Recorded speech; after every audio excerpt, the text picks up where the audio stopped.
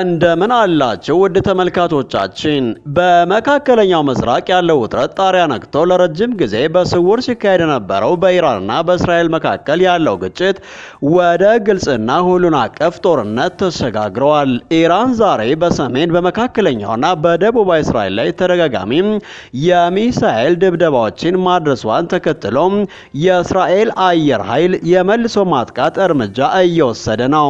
ይህ የጥላቻ ጦርነት ከዚህ በኋላ በስውር ሳይሆን በዋና ዋና ከተሞች ሰማይ ላይ የሚካሄድ አዲስና አደገኛ ምዕራፍ ላይ ደርሷል። በዚህ ሁሉ መሃል የትራምፕ አስተዳደር የአሜሪካን ጦር ጣልቃ ገብነት ማዘግየቱ ለእስራኤል የሰጠ ስውር ምልክት ነው ወይስ ለዲፕሎማሲ የተከፈተ በር? ኢራን ደግሞ ይህንን ቀውስ ለሀገር ውስጥ ፖለቲካ እንዴት ይጠቀመችበት ነው?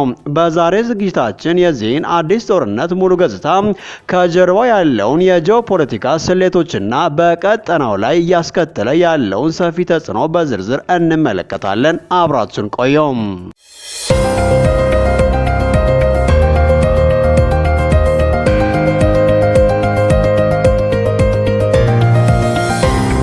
በመካከለኛው ምስራቅ ለረጅም ጊዜ በስውር ሲካሄድ የነበረው በኢራንና በእስራኤል መካከል ያለው ግጭት አሁን ወደ አዲስና እጅግ አደገኛ ምዕራፍ ተሸጋግሮ መላውን ቀጠና የመዋጥ ስጋት ፈጥረዋል።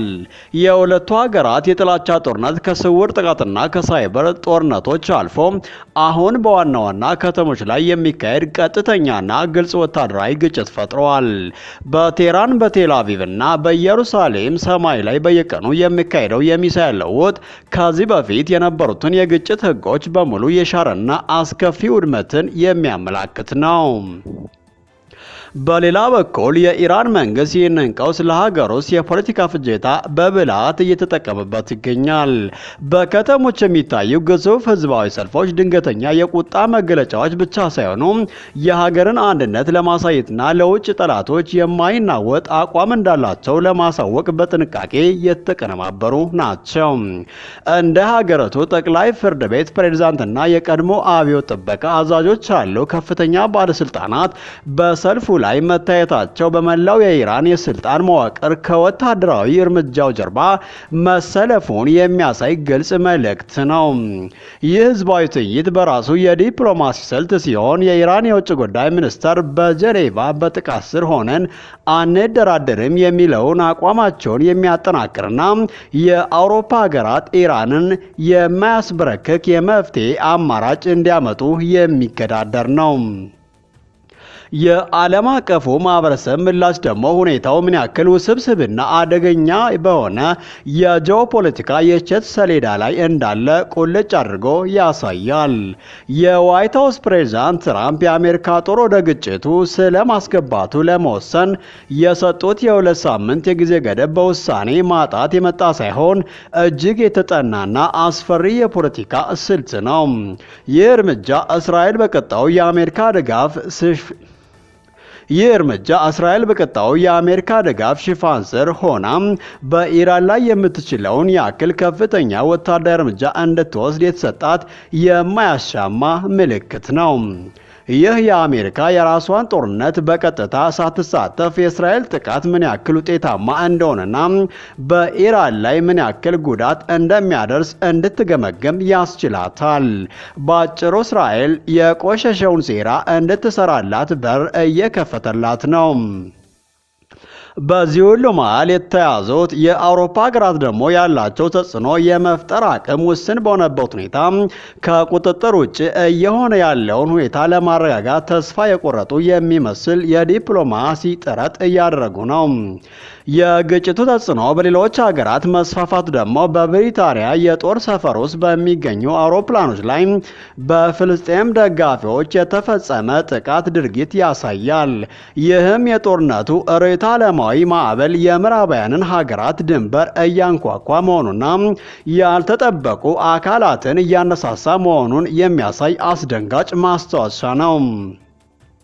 ኢራን ዛሬ አርብ በሰሜን በመካከለኛውና በደቡባዊ እስራኤል ላይ ተደጋጋሚ የሚሳኤል ድብደባዎችን ማድረሷን የእስራኤል መከላከያ ሰራዊት ገልጸዋል። በመላ ሀገሪቱ የማስጠንቀቂያ ሳይረኖች የተሰሙ ሲሆን የሀገሪቱ አየር ኃይልም ስጋቱን ለማስወገድ ሲባል ጥቃቶችን ለመጥለፍና አስፈላጊ ሆኖ ሲገኝም የመልሶ ማጥቃት እርምጃ ለመውሰድ እየሰራ ነው ብለዋል።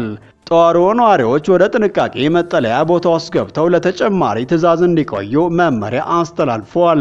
ተጋዚ ሰራተኞች ሚሳኤሎቹ ባረፉባቸው ቦታዎች ላይ እየደረሱ መሆኑንም ተገልጿል። በሌላ ዜና ኢራቃውያን በእስራኤልና በኢራን መካከል የተፈጠረውን ግጭት በመቃወም በባግዳድና በሌሎች ከተሞች ሰልፍ ወጡ። በሺዎች የሚቆጠሩ ኢራቃውያን ተደማጭነት ያላቸው የሃይማኖት መሪ ሙቅታዳ አልሳደር ለህዝባዊ ሰልፍ ጥሪ ካቀረቡ በኋላ ነው በባግዳድና በሌሎች ከተሞች ወደ አደባባይ የወጡት።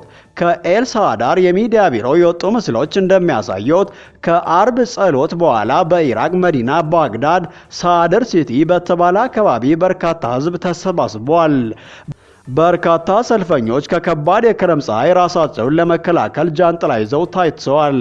በተመሳሳይ በኢራቅ ናጃፍ ግዛት በተካሄደ ሌላ ሰልፍ ላይ ለእስራኤል እምቢ የሚል ትልቅ ባነር ተይዞ ታይቷል። በባግዳድ ሰልፍ ላይ የተገኙ አቡ ሁሴን የተባሉ የ54 ዓመት የታክሲ ሾፌር ለኤኤፍፒ የዜና ወኪል በሰጡት አስተያየት እስራኤል በኢራን ላይ ጥቃት የመሰንዘር ምንም መብት የላትም ብለዋል። ይህ ፍትሐዊ ያልሆነ ጦርነት ነው ያሉት አቡ ሁሴን እስራኤል ይህንን ያደረገችው ለኒውክሌር ፕሮግራሟ ብላ አይደለም። እስራኤልና አሜሪካውያን የሚፈልጉት መካከለኛው ምስራቅን መቆጣጠር ነው ሲሉ አክለዋል። ፕሬዝዳንት ትራምፕ የአሜሪካ ጦር ጣልቃ ገብነት ባልተጠበቀ ሁኔታ ማዘግየታቸውን ተከትለው በኢራንና በእስራኤል መካከል ለአንድ ሳምንት የዘለቀው ጦርነት ውስጥ ለሁለት ሳምንታት የሚቆይ የዲፕሎማሲ ድል ቢከፍትም ግጭቱ ግን አሁንም አልቆመም። ይህ አዲስ ክስተት ከፍተኛ የዲፕሎማሲ ንግግሮችን ያስጀመረ ቢሆንም በቀጠለው የጦርነት እሳት ላይ ግን ለውጥ አላመጣም። የኢራኑ የውጭ ጉዳይ ሚኒስትር አባስ አቅራቺ ይህን ወረራ እስካልቆመ ድረስ ለድርድር ቦታ የለም ሲሉ ለመንግስታዊ መገናኛ ብዙሃን ቢናገሩም የአውሮፓ ህብረት በሚመራው የኒውክሌር ድርድር ላይ ለመሳተፍ ከብሪታንያ፣ ፈረንሳይና ጀርመን አቻዎቻቸው ጋር ለመነጋገር ወደ ጄኔቫ አቅንተዋል። ይህ ዲፕሎማሲያዊ ጥረት እየተካሄደ ያለው ድንበር ተሻጋሪ ጥቃቶች በቀጠሉበት ወቅት ነው። እስራኤል በሰሜን ኢራን በሚገኙ የሚሳኤል ፋብሪካዎች ከኒውክሌር ጋር ግንኙነት ባላቸው የምርምር ማዕከላትና ሌሎች ኢላማዎች ላይ ሌሊቱን ሙሉ ጥቃት መሰንዘሯን አስታውቃለች። በምላሹም ኢራን ያስወነጨፈችው ባለስቲክ ሚሳኤል በደቡብ እስራኤል የመኖሪያ ቤት አካባቢ ጉዳት አድርሷል። ይህንንም ተከትሎ የእስራኤል መከላከያ ሚኒስትር የኢራንን መንግስት ለማናጋት የሚፈጽመውን ጥቃት እንዲጨምር ትዕዛዝ ሰጥተዋል። የፕሬዝዳንት ትራምፕ ጣልቃ ላለመግባት መወሰን እስራኤል የነበራትን ፈጣን የድል ተስፋ አጨልሞታል። የእስራኤል እቅድ የነበረው አሜሪካ በኃይለኛ ቦምብ ጣይ አውሮፕላኖቿ የእስራኤል ጦር ሊያጠፋው የማይችለውን ከመሬት በታች የተገነባ የዩራኒየም ማበልጸጊያ እንዲያወድምላት ነበር። አሁን ግን እስራኤል የአሜሪካን ድጋፍ መጠበቅ ወይም የራሷን አነስተኛ ኃይል ያላቸው ሚሳኤሎችን መጠቀም በሚለው ምርጫ ላይ ወድቃለች። በሌላ በኩል አቶ አቅራቺ የአውሮፓን ሀሳብ ለመስማት ፈቃደኛ መሆናቸውን ቢገልጹም አሜሪካ የወንጀሉ ተባባሪ ሲሉ በመጥራት ከእርሷ ጋር እንደማይደራደሩ አስረግጠው ተናግረዋል። በተጨማሪም የእስራኤል ዋነኛ ጥያቄ የሆነውን የዩራኒየም ማበልጸግን እንዲያቆሙ መግለጻቸው የድርድሩን ስኬት ጥርጣሬ ውስጥ ከቶታል። በእንዲህ እንዳለ ተባብሶ የቀጠለው ግጭት በመላው ቀጠናው ከፍተኛ የኢኮኖሚና የሎጂስቲክ ቀውስ እያስከተለ ነው።